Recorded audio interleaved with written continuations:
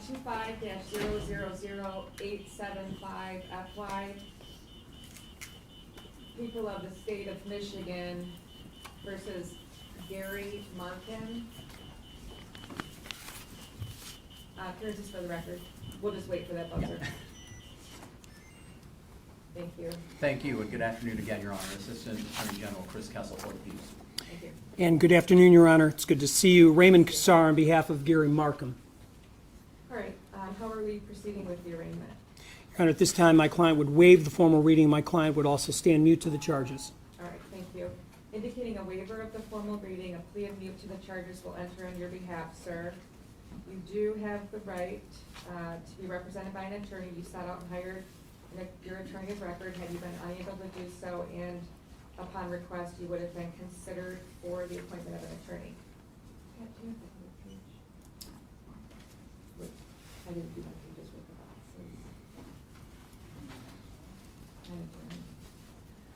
boxes. Furthermore, as you are charged with felony offenses, you do have the right to a probable cause conference within 14 days. You also have the right to a preliminary examination within 21 days. That is a hearing in which the prosecutor bears the burden of proof to establish by probable cause that a crime was committed and probable cause that you committed it. The examination date is March 19th, 2025 at 2:30. Exam, Your Honor, or probable cause? Excuse me, probable cause. Yes, Your Honor. Thank you.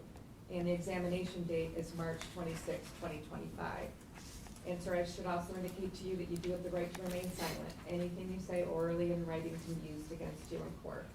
So I have indicated a waiver of the plea, enter pleas of mute to the charges. Next issue is bond. Ms. Rogers? Yes, Your Honor, Brenda Rogers, Pretrial Services. I did interview the defendant. I was not able to verify his information. He did provide his wife, but did not have a phone number for her. He reports he's 65 years old, born in Michigan. He's been married for 41 years. He has 3 adult children, currently living with his wife in Spring Arbor. He reports living in Jackson County for the past 6 years. Working full-time at the Oxford Center as a director of facilities at the Brighton location. He states he's been there for 16 years. Regards to alcohol, marijuana, or any drug use, he denies all use. Reports he's in good physical and mental health. The defendant has no prior criminal history on record. However, there is great concerns regarding the allegations and the possibility of penalties if convicted. The defendant does have gainful employment of 16 years. He has stable residence. He has no prior criminal history, no outstanding warrants, no pending matters, and no history of failing to appear. Therefore, release on personal recognizance is being recommended. Pretrial Services does have concerns for the public safety related to the continued operations at the Oxford Center. For those reasons, the following conditions are being recommended. Not to return to the Oxford Center virtually or in person. Have no contact with the co-defendants in this matter. Must surrender passport to the court within 24 hours of release.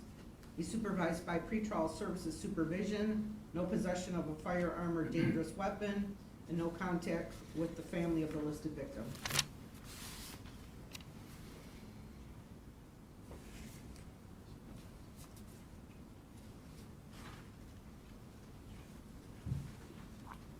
Mr. Gleason, I'm adding that as a condition of bond to your client as well, no contact with the family of the listed victim. Yes, Your Honor. All right, thank you. Counsel? Thank you, Judge. Again, I think we don't need to go over some of the more, some of the specifics regarding the seriousness of the case. I will say that the people, outside of the general concern about flight in a case this serious, we don't share the same concern about flight with respect to this defendant as we did with Ms. Peterson, for the reasons that we stated on the court, to the court. But again, we are greatly concerned, as we talked about with respect to Ms. Peterson, that this defendant was personally involved in altering these machines in a way that made them seem like they were safer than they were, made them seem that way to the manufacturer, made them seem that way to the patients. And again, in this case, it was this one specific machine that multiple witnesses have identified that this defendant was working on, rolling back those numbers. In essence, I hesitate to use this phrase, Judge, but I don't know one that's more applicable. He was literally making this a ticking time bomb. That's what his actions were doing. So the people are very concerned about that as it relates to bond. Otherwise, I think the rest of the factors have been addressed with respect to Ms. Peterson, so I don't have anything additional. Actually, other than to say, and I suspect the court is leaning this way, that this defendant, as part of his bond conditions, should have nothing to do with the Oxford Center or any other hyperbaric oxygen treatment facilities or treatments or anything of that nature. Thank you. Counsel? Thank you, Your Honor. Your Honor, first and foremost, we do recognize the seriousness of the charges. At Attorney General Nestle's press conference a couple hours ago, she indicated these are merely charges and the accused is presumed innocent. And I want to keep that in the court's mind, that he's presumed innocent. I will tell you that Mr. Marken has not been to the Oxford Troy facility in over 3 years. I don't know where the information's coming from that he is rolling back any of these things, but I can tell you that we're confident he hasn't been to that facility because he worked at the Brighton facility.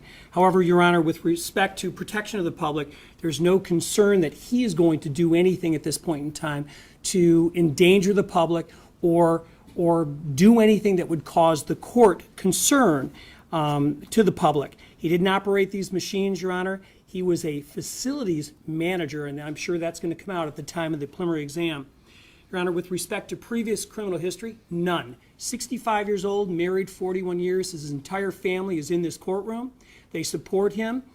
He was on salary. He was not making a huge amount of money at this corporation. He does not have ties to any other countries. He doesn't have any major assets to give to the court. But I will tell you the most important thing that the court should know and take into consideration is that we were offered an opportunity to sit down with the authorities, and we agreed to sit down with the authorities with the understanding that we could bring this man in when the charges came due. He sat down with the authorities, explained his role, explained his involvement in this, gave his passcode to his phone, and we were under the impression that we would be able to bring him in today, walking him in as opposed to him in handcuffs. Your Honor, I think that goes a long way towards your recommendation for bond. If this guy's willing to sit down with the authorities and give his side of the story freely and voluntarily, then you have to take that into consideration. And I know Sergeant Flood's in the courtroom, and he would be nodding his head right now and saying, yes, that's correct. He did sit down. He did agree. Others may or may not have done that, but we did, Your Honor. Your Honor, he's cooperated again with the police. He is battling skin cancer. He is scheduled for surgery April 1st. I think the court should take that into consideration. I think that makes sense. He's led a full life of law-abiding. Now, I don't know what proofs they're going to be able to show with respect to rolling back these tickers or these things, but I think that they've got a heavy burden to show that he knowingly did this and that he knowingly knew there was a risk of harm, of death in a case like this. Your Honor, with respect to probability of appearance, he lives here in Michigan. He's lived in Michigan all his life. There is no reason for him to leave. Again, I bring up the fact that why would he sit down with the authorities and discuss the case with them when they were in need of information that he provided? Your Honor, I think the recommendation for a high bond wouldn't, if there's a recommendation for a high bond, I would disagree with it. I think pretrial service is correct. A personal bond makes sense. You can achieve all these goals by giving him a personal bond with conditions like a GPS tether. If you want to keep track of him, that's fine. A GPS tether makes sense. There was no reason that he would flee. There was no reason that he would leave the jurisdiction. I'm asking the court to allow us to really represent him instead of representing him behind bars. I'm assuming there's going to be volumes of discovery in this case, Judge. And as you know, dealing with the jail, going back there with computers and videos that we're going to have to look at is going to make this case 10 times harder. I'm asking you to consider a personal bond. I'm asking you to consider, if you are not inclined to do that, some sort of a 10% bond that is reasonable in this case. And again, I have to make a big deal about the fact that when he was asked by the police, will you sit down and cooperate with us? He said, yes, and he did. So, Your Honor, I would ask the court to take that into consideration, take into consideration the health, the issues that we've got to deal with, that he's got surgery scheduled for April 1st, and impose a reasonable bond with conditions as you see fit, Your Honor. Thank you. Mr. Marken, had you stated your name for the record, sir, previously? State it. Gary Marken. Thank you. Sergeant, would you like to respond to anything that counsel brought up? Oh, Sergeant Flood is... Oh, Sergeant Flood? that's what I said. Yes. Would you like to reply to any of that? What counsel says. And if, okay, thank you. All right, so again, purpose of bond is twofold. It's to ensure your appearance in court as well as protection of the public. This case, by the very nature of the allegations, a hyperbaric chamber with high saturations of oxygen is essentially a ticking time bomb. If that unit is tampered with, it becomes Russian roulette for whoever gets into that chamber. This was a 5-year-old boy. His life is gone. His mother essentially did what all parents would say, I would walk through fire for you. My understanding is she put her arms into fire to try to save her son. I cannot risk that happening to any other human being on the face of the planet Earth. That is such a torturous, horrific, heinous image. I have to ensure that you never have the ability to come near, well, I'm not saying never, I'm saying while you're in my bond, not come near any sort of facility that participates in the treatment using hyperbaric chambers. I also, going back to my understanding of his involvement with Ms. Peterson, is that they basically worked hand in glove. They shared an office at the Brighton location. If he were to be the person that were doing her bidding, turning these things back, obviously that's a very dangerous person in my purview.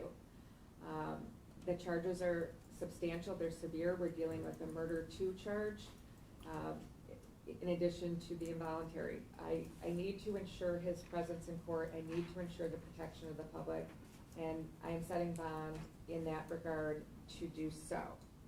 I am setting bond at $250,000. Cash surety with no 10% pretrial services supervision. No possessing any firearms or weapons, turn into the arresting agency and provide proof to the court at 524 bondcompliance.com within 24 hours.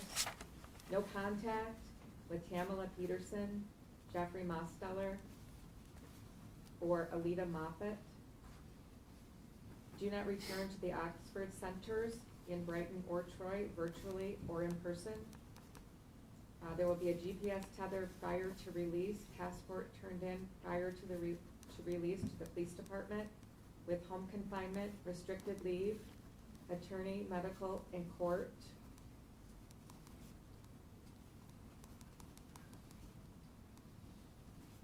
In addition to verified employment, I don't know what that will entail. Shall not seek employment with any entity that provides hyperbaric chamber treatments.